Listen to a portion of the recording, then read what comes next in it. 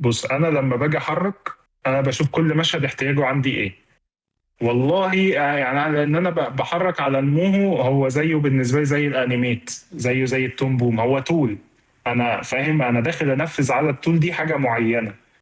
فانا يعني مش يعني مش بعمل الرج اللي يساعدني في المشهد ده.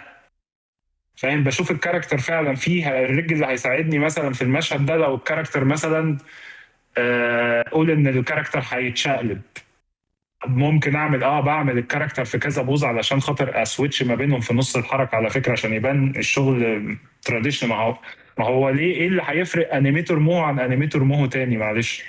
وبعدين احنا سمعتنا في الارض كناس بتشتغل على الموهو، ليه يقول لك ده شغل كات اوت يا عم؟ لا، انا يعني الحمد لله الحمد لله ان احنا عندنا في الاستوديو الناس اللي طالعه ناس كانت قويه جدا.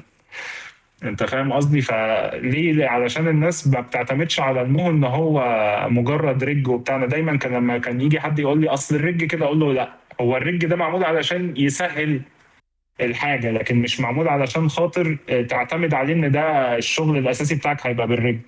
لو حاجه مش موجوده في الرج اعملها، عشان خاطر في الاول وفي الاخر ده شغلك، ده انت شغلك ان انت تبقى انيميتور.